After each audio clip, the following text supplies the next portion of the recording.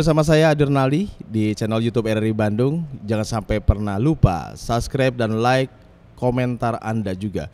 Ya, masih di gedung Muay Thai Mandala Jati ya. Dan ini kita akan membahas masalah target di PON nanti, terus juga ke Thailand ya. Dan sesaat lagi nih akan berangkat ke Thailand atlet-atlet Muay Thai Jawa Barat. Dan saya tidak sendirian, seperti biasa ditemani oleh siapa lagi kalau bukan Bapak Evi Silviadi sebagai Ketua Muay Thai Jawa Barat. Ya, Pak Evi. Dan ini Muay Thai Jawa Barat ya sudah tidak diragukan lagi lah oleh manapun ya, se-Indonesia. Bahkan bertarung di luar aja sama negara luar, Muay Thai Jawa Barat ini selalu di atas. Selalu membawa trofi pulang ke Tanah Pasundan ya, ke Kabupaten Subang ini. Ya, dan ini saya dengar-dengar persiapan PON sudah sejauh mana nih Pak Evi untuk Muay Thai Jawa Barat ini? Ya, kemarin kita melihat kondisi kekuatan ya. Yang pertama waktu bulan Maret kita mengikuti kejuaraan nasional, nah di mana 5 atlet PON kita turunkan, ya kan? 5 atlet PON kita turunkan, dari 5 atlet PON kita turunkan, kita mendapat 3 emas 2 perak, ya kan? Dari itu, nah dari 3 emas 2 perak ini, yang 2 perak ini juga sebetulnya bisa dipaksakan untuk medali emas, medali emas karena memang melihat kondisi terakhir dengan lawannya itu sangat, ya kan, kalau di atas kita masih di atas ratas sebetulnya. Di atas mereka ya. Dan itu nomor yang kemarin di Kejurnas kemarin yang dipertandingkan Pak Evi. Apakah itu nanti nomor yang di PON juga? Iya, jadi yang di PON itu ada yang diikuti oleh kita tuh ada 5 kelas yang kemarin itu. Nah dari 5 kelas itu ya kita 3 emas 2 perak. 3 emas 2 perak ya kan, karena atlet kemarin itu diikutkan, kemarin yang Platda ini diikutkan di kejuaraan nasional, ya itu tadi itu dapat hasilnya. Berarti sudah dikunci dong nanti di PON 23 emas ya? Ya kalau 3 emas insya Allah dikunci ya? Dikunci. Ya. Dan ini mungkin yang 2 nomor ini kuda hitamnya ya. Bonusnya kalau misalnya nanti dapat medali emas. Ya saya bilang tadi. Ya ini sahabat olahraga, ini Pak Evi ini ketawa berarti sudah tahu nih apa yang akan diraih nanti di PON Papua nanti ya, di 2021 nanti ya. Jadi 3 medali emas sudah dikunci untuk Jawa Barat, medali emas yang akan dibawa pulang ke Tanah Pasundan, dan 2 menjadi kuda hitam. Apakah dia akan mendapatkan medali emas lagi atau mungkin medali yang lain seperti perak atau perunggu? Tapi beliau senyum-senyum saja, mungkin bisa jadi 4 medali emas yang akan dibawa pulang atau bahkan 5 medali emas yang akan dibawa pulang. Ya, Pak Evi, persiapan 5 atlet ini dari asupan dari KONI Jawa Barat, perhatian dari KONI Jawa Barat seperti apa nih? Ya, normatif sih, normal juga, normal. Ya memang kalau kesininya memang awal-awal dari mulai bulan ya kita setelah PON dinyatakan batal di 2020, nah kita juga mulai bingung ini yang mau seperti apa, karena kan ini menyangkut terhadap juga program latihan, schedule, timelinenya ya kan, ya itu sehingga kita itu mengambil sikapnya bingung. Nah dari situ juga kita juga agak pada akhirnya kan ada beberapa bulan harus kita wajib itu dihentikan dulu melatih karena kan kita harus memulai lagi. Nah, dari Januari mungkin ada sedikit ini, Februari, Maret, April lah. Mudah-mudahan ke depan ini sudah mulai bagus lagi kan gitu. Iya. Tapi kondisi atlet sekarang di masa pandemi ini gimana? Fisiknya, kondisinya sehat semua atau mungkin kemarin ada sempat yang terpapar COVID atau gimana? Kita nol, kita selalu prokes. Kita di swab karena kebetulan juga di sini juga dengan pemerintah daerah dekat ya, jadi kita juga rutin di swab. Terus juga kita berlatih, kita selama ini kita nol, nggak ada terpapar itu. Bersih dari COVID. Bersih karena kesehatan mereka dan makan juga mereka nggak ada masalah sih. Baik. Nggak ada masalah. Seperti multivitamin, asupan gizi, makanan dari KONI Jawa Barat gimana selama ini, berjalan lancar? Atau juga mungkin uang saku? Ya sekarang udah mungkin udah lancar, karena saya juga tidak banyak memperhatikan itu karena kan itu mah langsung dengan ini. Kalau paling juga kan cuman sekarang ini juga anak-anak tuh nggak ada yang ngomong kan, biasanya kalau Kalau ini kan suka ngomong mana nih Abu belum, mana nih Abu nih belum. Biasanya kan ngomong tiap hari, tapi sekarang ini udah nggak ada lagi ngomong mereka kan. Saya kan. Iya. Iya biasanya kan sering curhat ya, kalau ada apa-apa sering curhatin langsung kepada Pak Ketua ya. Tapi selama ini para atlet tadi dibilang kata Pak Evi adem ayem aja, berarti sudah lancar dari KONI Jawa Barat. Ya mudah-mudahan selanjutnya ya. Ya target 3 medali emas, lancar lah semuanya ya. Ini latihan sehari berapa kali ini di gedung ini? Di sini 1 hari 2 kali ini, pagi-pagi sama sore. Gitu, kecuali yang over pasti siang ditambah. Oh gitu ya. Iya. Kondisi dari makan sih sebetulnya. Kondisi udah siap merata semua ya dari 5 atlet itu ya. Udah. Ya. Kan itu. Dan ini tadi saya 5 atlet 3 yang meraih medali emas. Itu siapa saja, dari nomor siapa saja? Nomor apa saja nih Pak Evi? Ya gini, nomor perempuan ini kelihatannya dah sulit untuk dikalahkan. Yang perempuan 2 ya kan, putri itu kan. Iya. Kelas 60 kg putri dan kelas 45 kg putri itu kelihatannya sulit untuk dikalahkan. Kalau saya lihat dari track record mereka belum pernah kalah. Itu yang laki-laki ini yang kelas 57, kelas 67 sama kelas 74. Iya. Ya kan, nah itu mungkin siapa yang duluan mendapatkan emas itu aja lah dari itu. Iya. Siapa yang mendapatkan duluan medali emas? Jadi saya juga pusing nih ya. Ini berarti ini lebih dari 3 ya. Kita lihat aja nantinya ya. Apakah 4 atau 5 semuanya? Ini Pak Evi tidak terbuka semuanya nih ya. Pokoknya 3 medali emas katanya ya untuk PON 20 nanti. Pak, apa yang provinsi mana yang harus diwaspadai oleh cabur Muay Thai Jawa Barat ini? Jatim, DKI, atau mungkin kemarin Papua kan tidak mengikuti babak kualifikasi ya.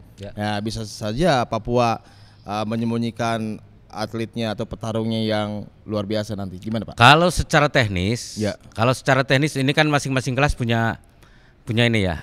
Kalau secara misalnya kelas 57 kg putra itu yang diwaspadai itu ada Maluku Utara ya. Ya kan?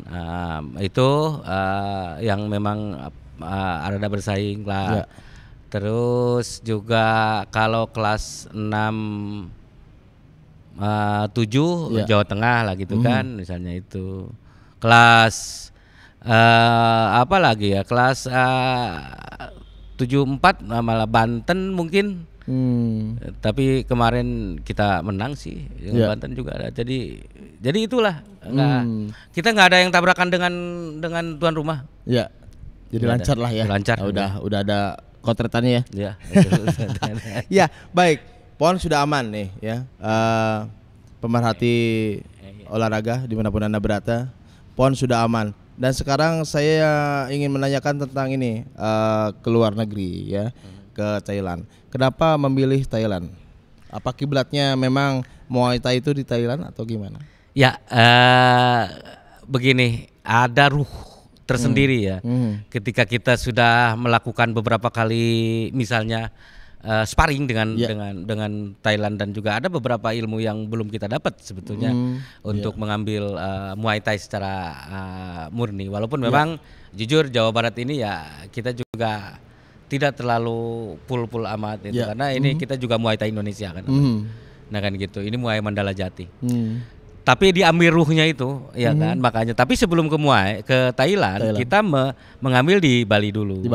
Jadi yang mungkin ya kemudian ini juga saya berharap Ketua Umum Muay Thai, Ketua Umum KONI Jawa Barat juga bisa mengabulkan keharapan kita. Ya kan. Nah, untuk sementara ini kita yang baru masih dikabulkan katanya untuk try out di Bali lalu masuk ke training camp di Thailand ini masih kita belum ada tindak lanjut ataupun seperti A dan B-nya. Berarti yang baru di ACC di Bali dulu ya? Di Bali ya. Jadi kalau misalnya ke luar negeri masih dalam tahap perbincangan mungkin ya.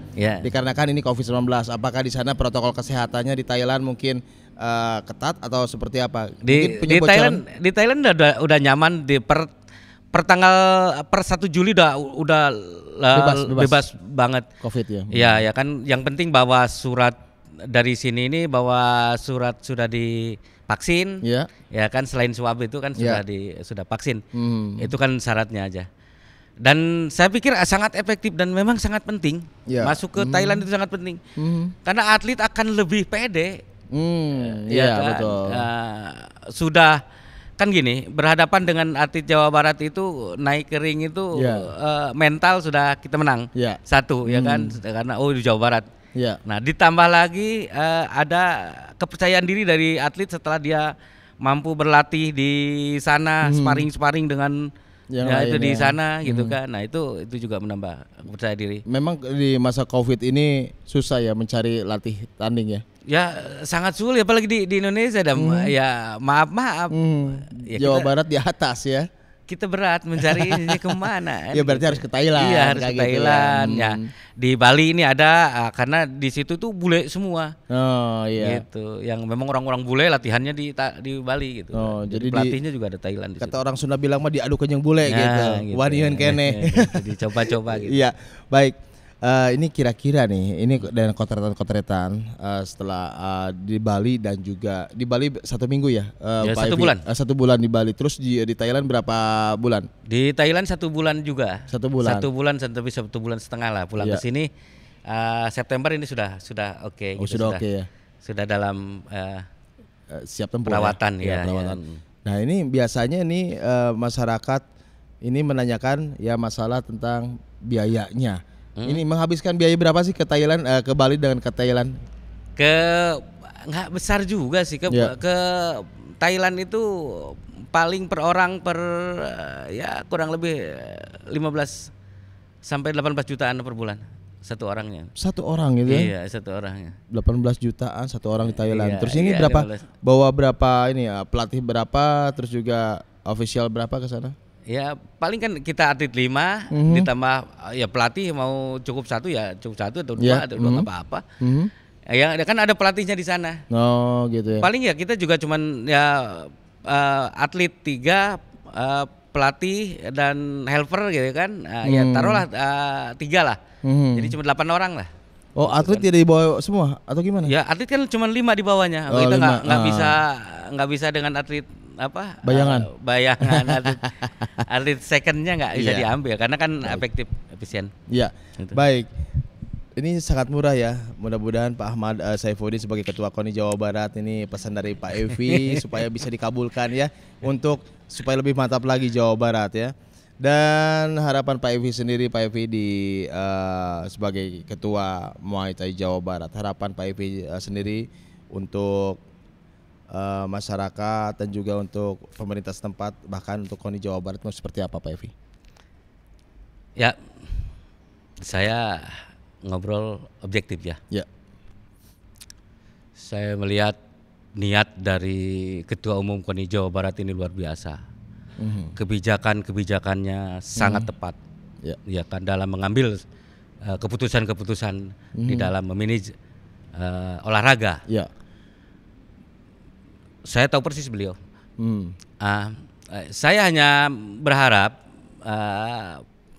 para teknisi dari kebijakan beliau itu lebih serius lagi di dalam mengambil, dalam mengejawantahkan setiap kebijakan-kebijakan strategis yang dilakukan oleh beliau, sehingga nanti di bawah pada akhirnya kesannya tidak tabrakan. Nah ini yang ingin saya buat. Artinya bahwa kebijakan yang dilakukan oleh Pak Ketua Umum jauh dari kebijakan-kebijakan yang bersifat politik saya lihat. Tapi lebih benar bagaimana ingin melihat Jawa Barat ini juara lahir batin. Nah itu aja ya kan. Ada sinergitas yang benar. Ada sinergitas yang benar antara keputusan ataupun kebijakan strategis yang diambil oleh Ketua Umum dijawantahkan oleh teknisinya, oleh pelaksananya yang memang harus berpikir sama. Harus berpikir sama dengan beliau. Itu aja yang saya. Baik. Terima kasih Pak Evi. Mudah-mudahan sehat terus, sukses Pak Evi. Baik. Sahabat olahraga dimanapun Anda berada, tadi kita berbincang bersama ketua dan saya ingin ya mengorek atletnya. Sejauh mana sih kesiapan atlet Muay Thai Jawa Barat ya, dan apakah hak-hak beliau sudah diterima sebagai atlet? Jangan sampai kemana-mana, terus di YouTube RRI Bandung.